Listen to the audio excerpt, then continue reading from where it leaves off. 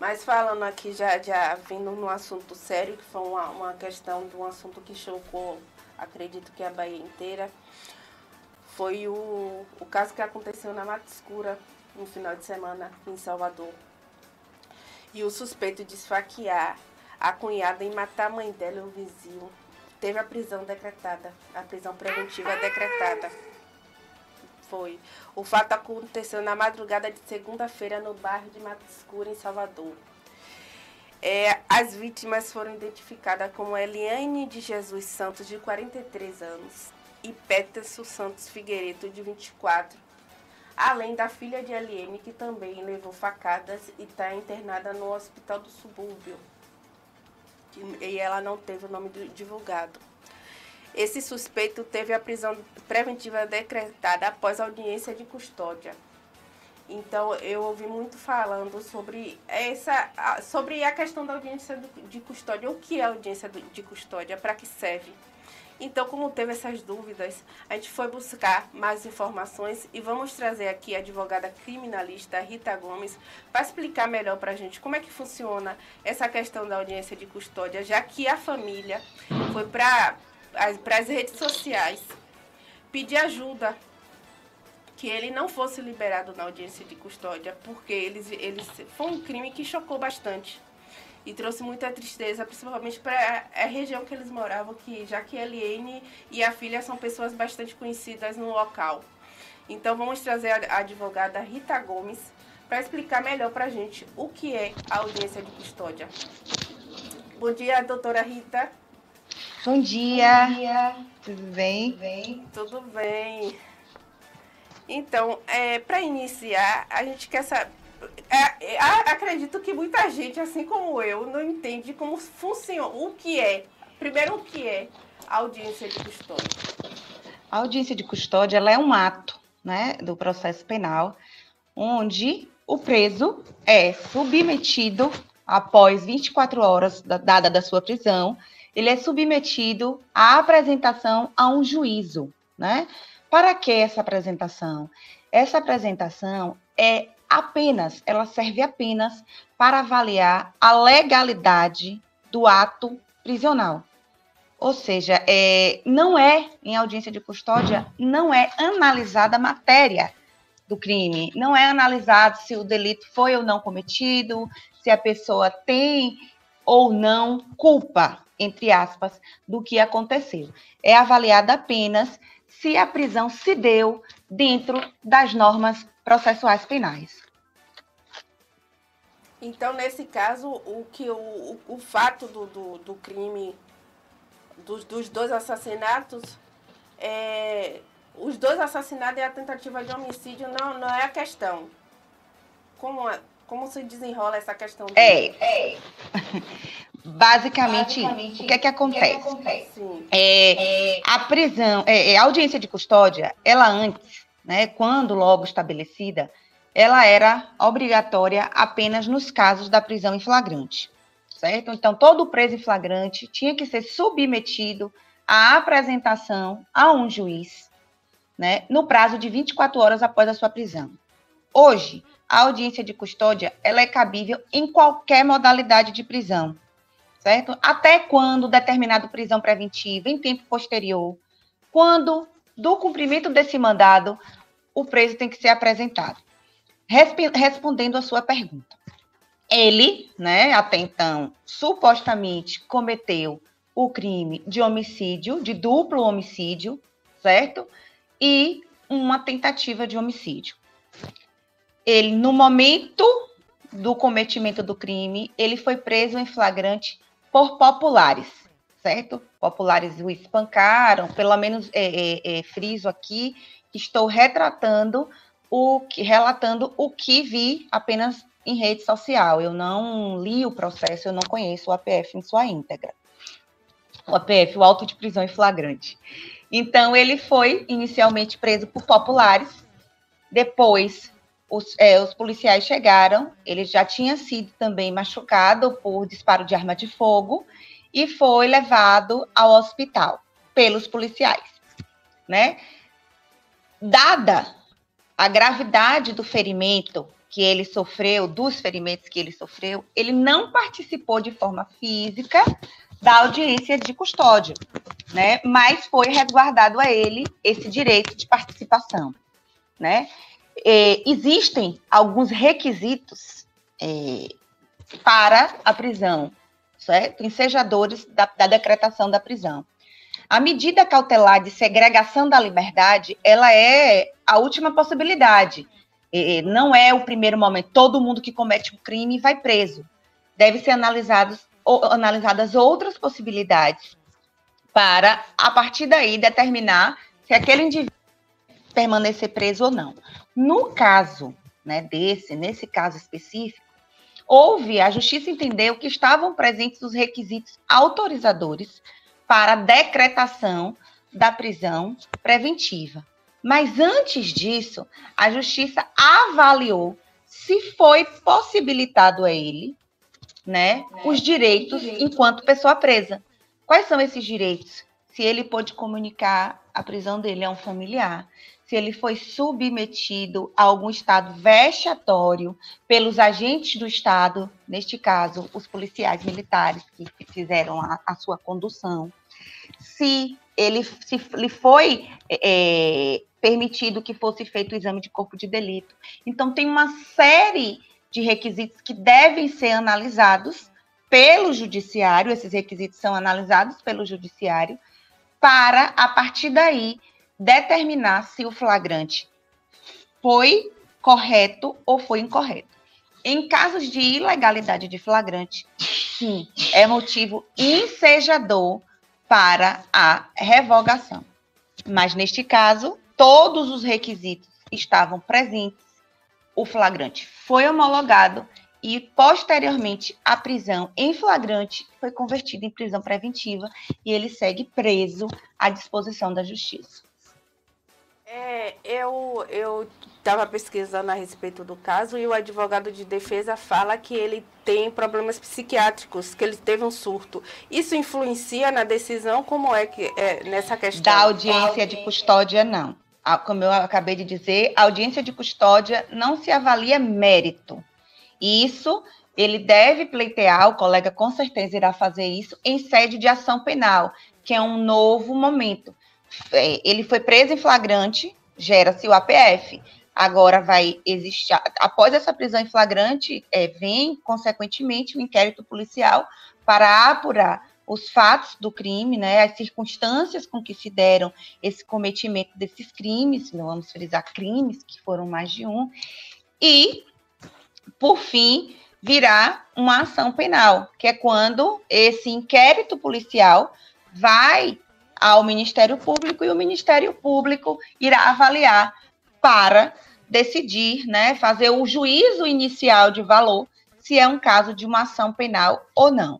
Acredito eu que sim, porque estão presentes, né, existem suficientes indícios de autoria e de materialidade. A materialidade existe porque os corpos, né, estão aí, existem testemunhas oculares. E de autoria, do mesmo modo, existem testemunhas que provam quem foi o autor deste crime. Bom dia, doutora Rita, sou Mário Kleber. Bom dia, bom dia. Eu tenho uma pergunta para te fazer. Sim. Em relação a esses mandados que se fala tanto, que a polícia tem os mandados, né, que a polícia está indo nas casas dos acusados, esses mandados já partem de uma pressuposta investigação que chegou a um determinado juiz, que o juiz determinou a prisão, ou como acontece somente pelo delegado? Não, o delegado não tem poder de expedição de mandado de prisão. Isso é um poder exclusivo do judiciário. A polícia cumpre esses mandados. O delegado requisita essa prisão ao judiciário e o judiciário, né, ao seu entendimento, ao seu livre convencimento, com base nas provas apresentadas, determina a expedição desse mandado. Isso para quando não há crimes em flagrante, tá bom? A gente está falando aqui de um mandado, de expedição de mandado de forma posterior. Então, a polícia, quando ela vai a uma residência cumprir um mandado de prisão, um mandado de busca e apreensão, ela só vai após uma decisão judicial. Ela vai fazer o cumprimento deste mandado. Doutora Rita, ontem aconteceu um fato aqui na região metropolitana, que a senhora deve ter tido ciência pelas redes de comunicação nossa aí, de que um ônibus da nossa empresa aqui, Avanço Transporte, da nossa base territorial, ele foi assaltado pela manhã, né? E 3 miliantes assaltaram o ônibus, tal. Nesse caso, os miliantes, ontem mesmo à noite, um deles foi detido e foi para audiência de custódia e, pressupostamente, ele foi liberado por algumas coisas que nós estamos ouvindo aqui. Nesse caso aí, é possível mesmo essa liberação na audiência de custódia? Sim. A gravidade do cometimento do delito, vamos dizer assim, ele não é fator ensejador para a prisão, a manutenção da prisão. Eu vi, referente a esse fato, eu vi um vídeo, sim, acho que o ônibus foi sequestrado, levado até uma estrada, né, deserta, e os passageiros saqueados, e tem alguém que filma eles correndo. Eu não sei como se deu a prisão, né, após esse momento, em que momento aconteceu, né? Salvo o melhor juízo, se esse momento aconteceu ontem ainda, supostamente ainda estava em situação de flagrância, mas isso não é sinônimo de que, por estar em situação de flagrância, é obrigatório a manutenção da prisão. Provavelmente, em seu juízo de valor, em seu livre convencimento para exercer esse juízo de valor, o juízo entendeu que ele não preenchia todos os requisitos para que a prisão em flagrante fosse convertida em preventiva. Quais são esses requisitos? Que ele não vai pôr em risco a ordem pública, que ele não vai pôr em risco a instrução processual, que ele não vai pôr em risco a aplicação da lei penal, que ele não vai pôr em risco a conveniência da instrução criminal. Então, assim, além de, né, também ser considerado as situações, as circunstâncias pessoais da pessoa presa. Se ele é réu primário, se ele tem, né, se ele tem residência fixa, se ele tem trabalho lícito. Então, tudo isso, embora a gente, o ser humano, presuma, se ele foi roubar, ele não tem trabalho lícito.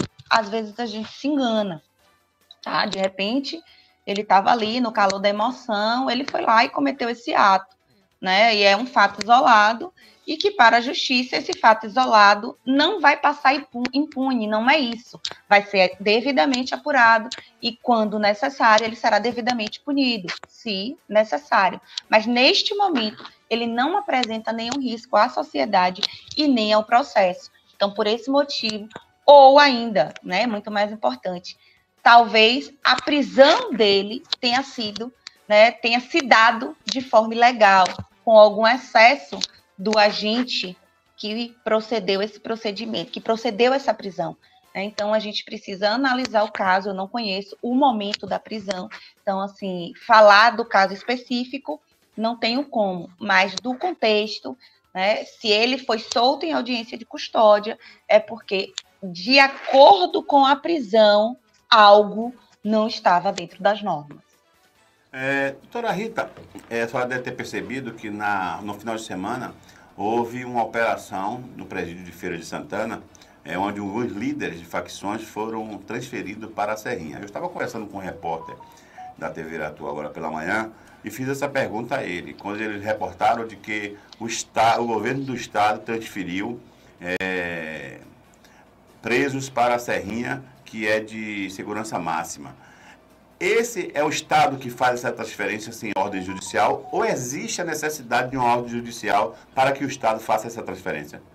Pronto, existem duas possibilidades, né? O diretor do presídio, ele tem essa faculdade, se ele entender, né, que existe também isso dentro da lei e do regimento interno também, que se o diretor, se o administrador daquela casa de custódia entender que o preso corre risco ali dentro da unidade ou oferece risco àquela unidade, ele pode, de forma administrativa, né, solicitar a superintendência regional de presídios essa transferência para um presídio com a segurança mais eficaz, né? Isso pode ocorrer de forma administrativa, desde que depois seja comunicado ao juízo. Como essa comunicação se dá dentro do próprio processo em que aquele preso responde, certo?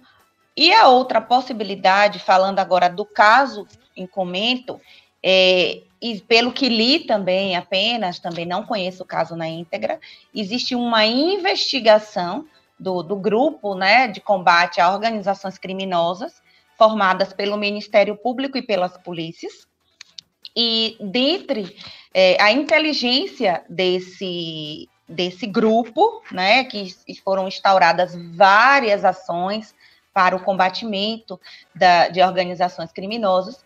Então, dentre desses procedimentos investigativos, está este procedimento que foi deflagrado para combater. Houve uma sequência, segundo consta nas notícias, houve uma sequência de homicídios em Feira de Santana durante 24 horas, e restou apurado que os mandantes desses crimes, supostamente, seriam essas pessoas que estavam presas no Presídio Regional de Feira de Santana. Então, o GAECO, né, o Ministério Público, na representação desse grupo, que é quem tem o poder, né, também de pedir prisão, requereu em sede de plantão judicial a transferência desses presos para a unidade de segurança máxima, que aqui próximo é Serrinha. E em plantão judicial foi deferido essa transferência. Doutora Rita, eu tenho uma última pergunta, né? Aproveitar a sua participação aqui, te agradecer antecipadamente, né? Obrigada. Eu acho que é importante a gente ouvir as pessoas técnicas. Eu defendo tanto isso, que quem fala de segurança pública é quem trabalha na área de segurança, quem fala de advocacia é quem trabalha na área de advocacia. E eu já vou aqui agora, porque nosso programa é polêmico, e dizer o seguinte, eu não gosto. Os advogados estão tendo recesseamento nos seus poderes, quando essas decisões judiciais de que advogados estão envolvidos com crime e que não pode mais falar com o preso que os defende, ou seja público, ou seja privado. Como a senhora advogada vê essa situação da falta de liberdade de trabalho dos advogados? Nós advogados criminalistas estamos sendo rechaçados, né? Nós estamos sendo esculhambados, a grosso modo, a todo instante, principalmente mulheres. Nós, mulheres que advogamos na esfera criminal, nós sofremos a todo instante um preconceito, né? Que, por sermos, né, o dito ser frágil, por ser o dito ser que deveria cuidar, sai de sua casa, deixa seus filhos para defender bandido. E aqui, aproveito a oportunidade polêmica do seu programa e digo, advogado criminal, ela não defende bandido, ele defende direitos. Toda pessoa tem direitos, né? Toda pessoa, ela tem o seu lado ser humano e, passível de ser humano, ela pode cometer um crime, entende? Então, assim, a gente vem enfrentando uma celeuma de problemas, uma celeuma de situações constrangedoras e vexatórias à nossa profissão, né, ao exercício legal da nossa profissão. Lembrando aos seus telespectadores que a gente defende direito, a gente não defende atitude, né? A gente não defende raça, a gente não defende questão social, a gente defende direitos do ser humano. Então, isso deve ser respeitado pela sociedade, até porque, por sermos seres humanos, qualquer um está passível de cometer um crime. Né? Qualquer pessoa hoje pode cometer um crime. Você está sendo roubado, você pode revidar e, sem querer, se dar um empurrão, a pessoa cai lá, morre. Você cometeu um homicídio. Então, assim, a gente tem que ter muito cuidado nesse pré-julgamento, nesse pré-questionamento em relação à advocacia, principalmente em relação à advocacia criminal. Doutora Rita, eu já vou entrar também em outra polêmica aqui, que foi assunto há uns 20 dias atrás, do envolvimento de um advogado com o PCC lá em São Paulo. Graças a Deus não foi na Bahia. Né? A senhora deve ter acesso a esse caso dessa advogada aí. Se falou-se em vários sites de notícias, televisões, do envolvimento da advogada. Inclusive, chegou a falar que poderia ter envolvimento pessoal do líder do tráfico com essa advogada. A senhora não acha que a OAB, independente do caso, da situação, deveria defender o seu associado? Eu acho que a OAB faltou ali um posicionamento em relação, principalmente, a ser uma mulher advogada. Ela deveria ter alguma forma de que a entidade que representa vocês poderia inibir com a ação que esses sites, televisões, falassem esse tipo de coisa? A nossa instituição, né, a OAB, ela preza, assim, muito pela imagem do seu advogado. Mas, de forma muito particular, fazendo essa afirmação, a OAB, ela não pode esconder, né? Ela não tem esse poder, principalmente em relação às reportagens, né? Pelo poder que os repórteres têm também, que a mídia tem, de esconder, de maquiar situações, né? Nós, advogados, estamos propensos, como qualquer outro cidadão, a passar por críticas. Cabe a gente, de forma muito particular, discernir, por sermos detentores do direito de um conhecimento jurídico, o que é certo e o que é errado, né? Eu não estou aqui exercendo nenhum juízo em relação à conduta de nenhum colega, porque também estou apenas baseada no que vejo nas redes sociais, mas, se isso aconteceu, a OAB vai garantir o direito da colega de responder tais acusações, né, dentro dos ditames legais, mas a OAB não tem o poder de isentá-la de responsabilização, entendeu? Então, assim, eu confio muito na nossa instituição nesse sentido. Eles correm atrás, eles tentam a todo modo preservar a imagem do advogado, preservar a imagem da instituição. Porém, cabe também ao advogado essa preservação da sua autoimagem. Então, se você se prontifica a ser menino de recado, né, pombo correio, Uber, você deve também estar ciente dos riscos que isso pode gerar para a sua carreira e até para a sua vida pessoal.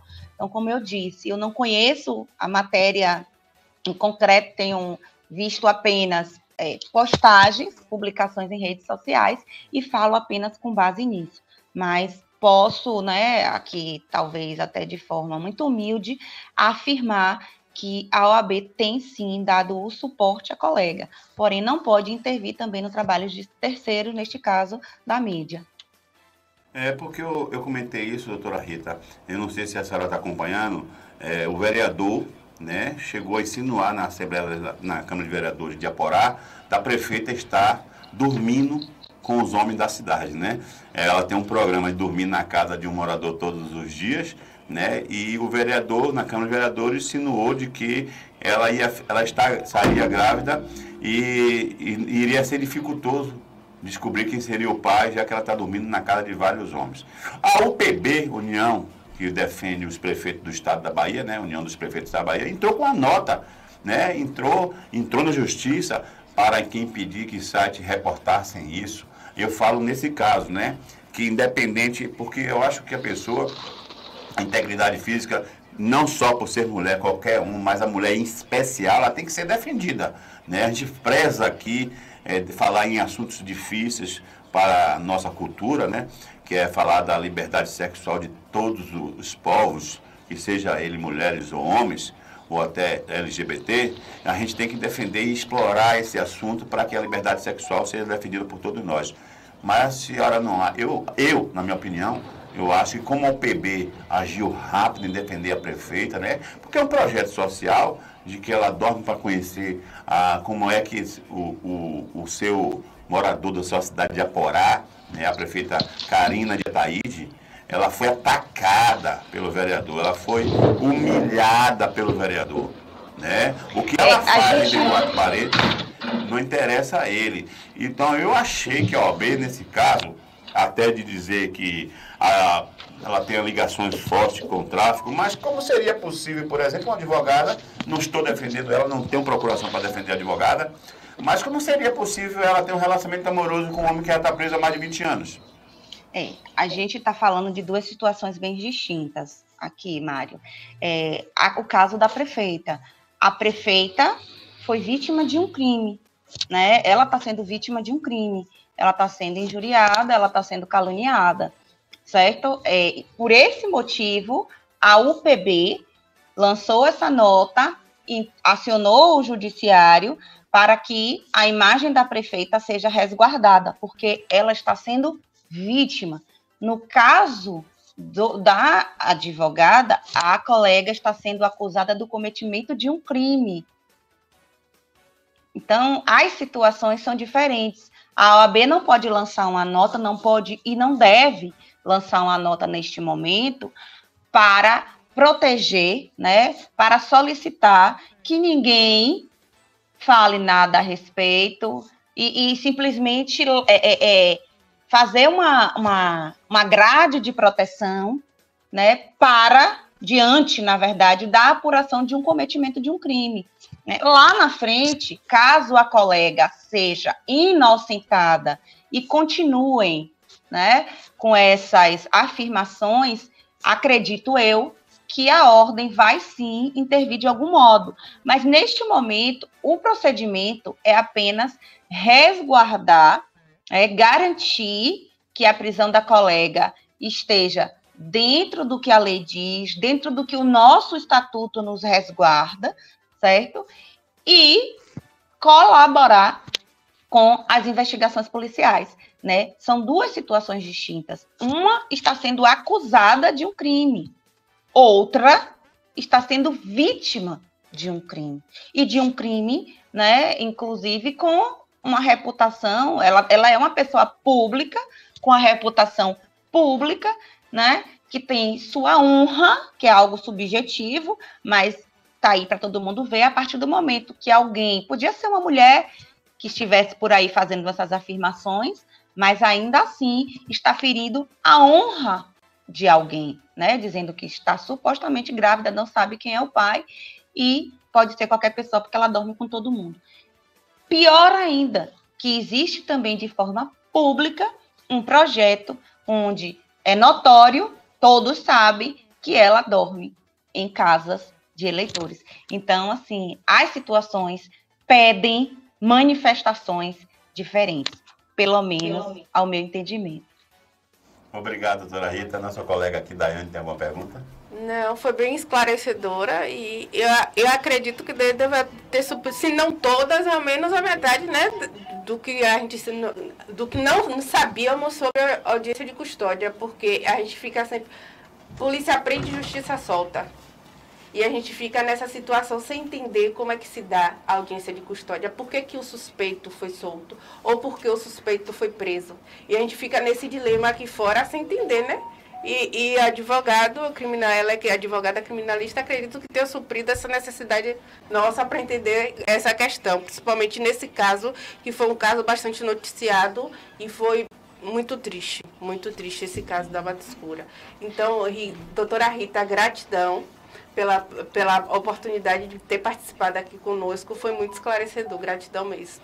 Eu faço as palavras da Ana, as minhas palavras, doutora, eu acho importante a presença, principalmente para a senhora ser mulher, nesses momentos que nós estamos vendo de um lado uma prefeita, de um lado uma advogada, né? Não é por ser mulheres, não. As mulheres têm que ser defendidas mesmo, e nós fazemos isso com o maior êxito, porque a gente sabe que é difícil para os homens, imagine para as mulheres atuar na área de advocacia, como a senhora falou, ser uma prefeita, né? A primeira prefeita mulher da cidade de Aporá. Então já existe um machismo explorado nesse lugar, né? Então, os vereadores vivem no passado ainda, né? E esse vereador deveria ser cassado na Comissão de Ética da Câmara.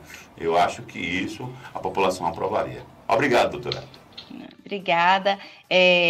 Só para terminar aqui, fazer uma breve colocação em relação ao que a Daiane falou, a polícia prende, a justiça solta, isso tem, né, ganhado uma proporção enorme. Mas adentrando também a questão do excesso, né? Não estou aqui falando de policiais, pelo amor de Deus, mas o excesso policial, o excesso de violência durante os procedimentos policiais tem gerado muito, tem sido um fator ensejador preponderante, assim, em relação a muitas liberações em sede de audiência de custódia. A pessoa já está ali presa, algemada, e ela é espancada, ela recebe gás, spray de pimenta, spray de gás, então ela é torturada. Tortura é crime hediondo. Então, se chega ao conhecimento do juízo a informação dessa tortura e o preso, por ter tido o seu direito de ter submetido a exame de corpo de delito, tem alguma comprovação nesse sentido, com certeza absoluta, ele pode ter cometido o crime auge. Em sede de audiência de custódia, ele vai ser liberado também. Então, aí vem essa celeuma, né? Vem essas afirmações. A polícia prendeu um periculoso aí e a justiça soltou na audiência de custódia. Né? As brechas que, infelizmente, acontecem, né? As agressões, o excesso, o uso da força mesmo, da força do Estado contra a pessoa presa. Então, tudo isso deve ser considerado e reconsiderado para que a gente tenha um sistema, né, um sistema penal mais justo. E foi um prazer participar aqui desse momento com vocês. Coloco-me à disposição para quando precisarem. Eu vou até pegar seu gancho antes de encerrar e dizer o seguinte: eu considero de que nós estamos tendo bons advogados formados nessa nova era, que estão sabendo estudar leis e conseguindo achar essas brechas e imprensando o nosso judiciário, né, a fazer o papel dele, julgar o que está sendo colocado no processo. Então, parabéns a todos os estudantes de direito que se tornaram advogados e são bons advogados, viu? Porque os velhos já estão sendo ultrapassados. Gratidão, doutora. Obrigado, doutora. Obrigada, gente. Bom dia.